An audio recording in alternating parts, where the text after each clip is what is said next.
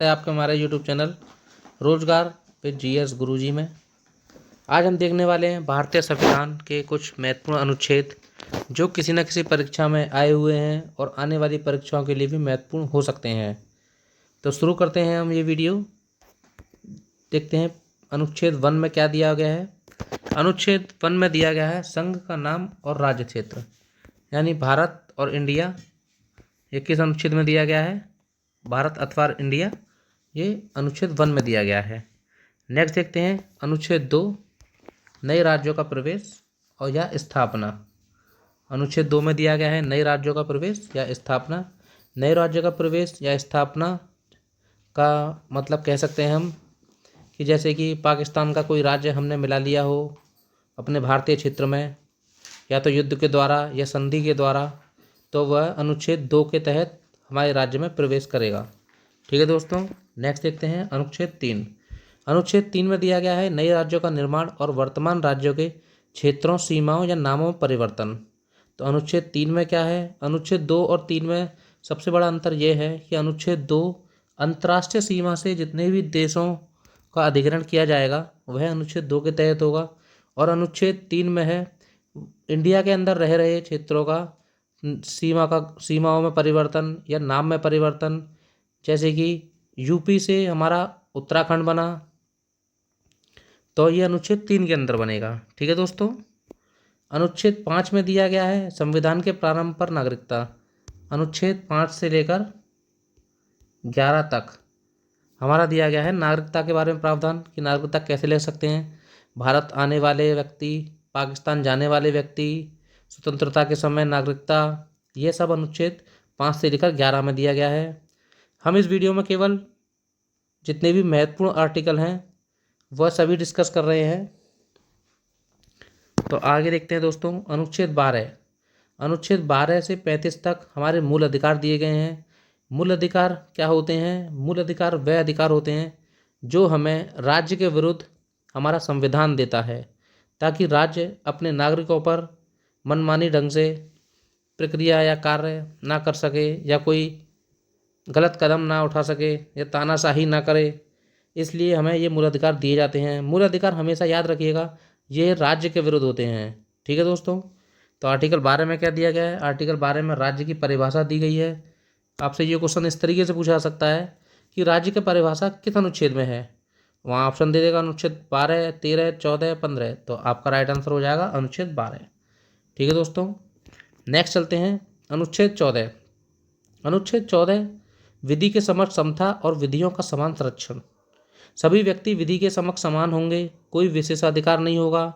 विधि के सामने सब समान कहलाएंगे, यानी कानून के सामने कोई अमीर कोई गरीब नहीं होगा, कोई अधिकारी कोई रिक्शे वाला, सब समान होंगे, किसी को विशेषाधिकार नहीं मिलेगा। ये हमारा अनुच्छेद 14 कहता है। ठीक है दोस्तों, नेक्स्ट चलते हैं अनुच्छेद 15। अनुच्छेद 15 कहता है किसी व्यक्ति के साथ धर्म के आधार पर, मूल वंश के आधार पर, जाति के आधार पर, लिंग के आधार पर या जन्म स्थान के आधार पर कोई भी भेदभाव नहीं किया जाएगा। यानी कोई व्यक्ति मुसलमान है, कोई हिंदू है, तो आपस में भेदभाव नहीं किया जाएगा। कोई किसी जाति को लेकर या किसी कोई जेंडर को लेकर किसी व्यक्ति के साथ कोई भेदभाव, अनुच्छेद 15 कहता है कि किसी व्यक्ति के संग भेदभाव नहीं किया जाएगा। नेक्स्ट देखते हैं अनुच्छेद 16। अनुच्छेद 16 में दिया गया है लोक नियोजन में अफसर की समता। तो लोक नियोजन क्या होता है? नौकरी में सबको समान अवसर में दिए जाएंगे। महिला और पुरुष में कोई भी असमानता नहीं दिखाई जाएगी। अनुच्छेद 16 कहता है लोक नियोजनों में अवसर की समता। ठीक है दोस्तों, आगे चलते हैं अनुच्छेद 17। अनुच्छेद 17 कहता है छुआछूत का अंत, यानी अस्पृश्यता। यानी आप किसी व्यक्ति को पर जो भी शेड्यूल कास्ट हैं उन पर आप छुआछूत से भेदभाव नहीं कर सकते हैं। अगर आप उनसे छुआछूत से भेदभाव करेंगे तो अनुच्छेद 17 के तहत आप पर कार्रवाई की जा सकती है। इसलिए अनुच्छेद 17 छुआछूत से अस्पृश्यता का अंत कहलाता है। ठीक है दोस्तों, आर्टिकल 18 कहता है कि किस उपाधियों का अंत कैसे? उपाधियों का अंत इस तरीके से आर्टिकल 18 कहता है किसी व्यक्ति को ना तो वह कोई उपाधि धारण कर सकता है, जैसे राज बहादुर जैसे पुराने ज़माने में होती थी ना, उस तरीके से हम अपने नाम के आगे कोई टाइटल यूज़ नहीं कर सकते हैं। ये हमारा आर्टिकल 18 कहता है। नेक्स्ट देखते हैं आर्टिकल 19। आर्टिकल 19 क्या कहता है? अभिव्यक्ति की स्वतंत्रता, आपको कहीं भी जाने की स्वतंत्रता, अपने भारत में रहने की स्वतंत्रता, कुछ भी बोलने की स्वतंत्रता, लेकिन सीमित सीमित उसमें, ठीक है ना। ये नहीं कि आप किसी को कुछ भी बोल दें ताकि उस व्यक्ति को कुछ हानि हो जाए, उसके अधिकारों का हनन हो, तो आप किसी के अधिकारों को हनन नहीं कर सकते हैं। अब आप कहेंगे कि मैं तो रोड को जाम कर देता हूँ, लेकिन आप धरना दे सकते हैं, लेकिन शांतिपूर्वक धरना दीजिए, ना कि किसी के साथ किसी के अधिकारों का उल्लंघन हो, ना कि किसी दूसरे व्यक्ति को परेशानी हो। ठीक है दोस्तों, तो आर्टिकल 19 कहता है अभिव्यक्ति की स्वतंत्रता। इसमें कई तरह की स्वतंत्रता हैं। आवागमन की स्वतंत्रता, शांतिपूर्वक धरना देने की स्वतंत्रता, अभिव्यक्ति की स्वतंत्रता, प्रेस की स्वतंत्रता, ये सब हमारी आर्टिकल 19 के अंदर आती है। ठीक है दोस्तों, अनुच्छेद 20 कहता है अपराधों की दोष सिद्धि के संबंध में संरक्षण। अपराधों की दोष सिद्धि के संबंध में संरक्षण अनुच्छेद 20 कहता है। नेक्स्ट देखेंगे अनुच्छेद 21। अनुच्छेद 21 कहता है प्राण एवं दैहिक स्वतंत्रता का संरक्षण। अनुच्छेद 21 क्या कहता है? प्राण एवं दैहिक स्वतंत्रता का संरक्षण। नेक्स्ट चलते हैं अनुच्छेद 21 का। अनुच्छेद 21 का में क्या दिया गया है हमारे संविधान ने? 6 से 14 वर्ष तक के सभी बच्चों को निःशुल्क और अनिवार्य शिक्षा का अधिकार दिया गया है।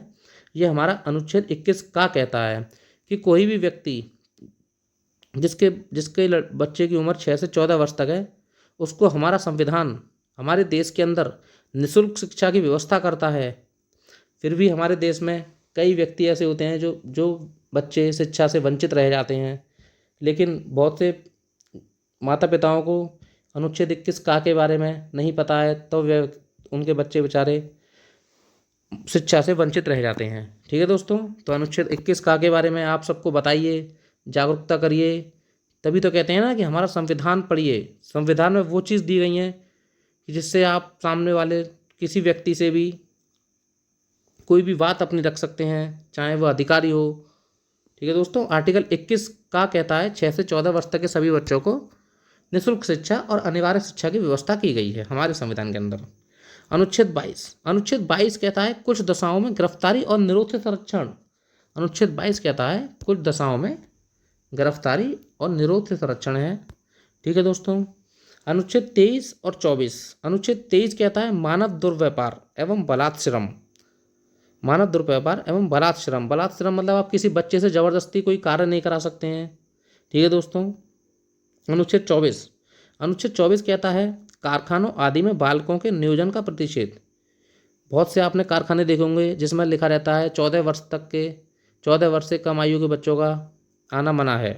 तो आर्टिकल 24, जैसे कि किसी कारखाने में कोई भी व्यक्ति 14 वर्ष या जो भी संविधान में हमारे उम्र आयु सीमा दी गई है तो वह 24 के अंतर्गत प्रतिषेध कहलाती है। किसी भी फैक्ट्री के अंदर बालकों का कार्य करना प्रतिषेध है। ठीक है दोस्तों, नेक्स्ट चलते हैं अनुच्छेद 25। अनुच्छेद 25 कहता है अंतःकरण की ओर धर्म के आबाद रूप से मानने, आचरण और प्रचार करने की स्वतंत्रता। अपने धर्म के लिए आपको प्रचार करना, आचरण जो भी स्वतंत्रता है वह हमारा अनुच्छेद 25 कहता है कि आप अपने धर्म का प्रचार कर सकते हैं। ये नहीं कि लेकिन आप धर्म परिवर्तन करा दें। धर्म परिवर्तन कानूनी अपराध है, लेकिन आप अपने धर्म का प्रचार कर सकते हैं, लेकिन धर्म परिवर्तन नहीं करा सकते। धर्म परिवर्तन एक कानूनी अपराध है। ठीक है दोस्तों, नेक्स्ट चलते हैं अनुच्छेद 29 अल्पसंख्यक वर्गों के हितों का संरक्षण। अल्पसंख्यक कौन है?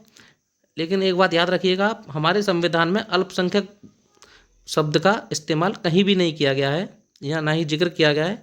लेकिन अल्पसंख्यक वर्ग वह होते हैं जो संख्या में कम हों, जैसे जैन हो गए, बौद्ध हो गए, पारसी हो गए। तो उन वर्गों का संरक्षण अनुच्छेद 29 ने दिया गया है, जो कि हमारा संविधान अल्पसंख्यक वर्गों के लोगों को देता है। अनुच्छेद 29। अनुच्छेद 30 शिक्षण संस्थानों की स्थापना और प्रशासन करने का अल्पसंख्यक वर्गों का अधिकार। वह अल्पसंख्यक वर्ग अपने शिक्षण संस्थानों की स्थापना कर सकता है, वह अनुच्छेद 30 में दिया गया है। ठीक है दोस्तों, आगे चलते हैं अनुच्छेद 32। अनुच्छेद 32 में दिया गया है संवैधानिक उपचारों का अधिकार। संवैधानिक उपचारों में क्या दिया गया है?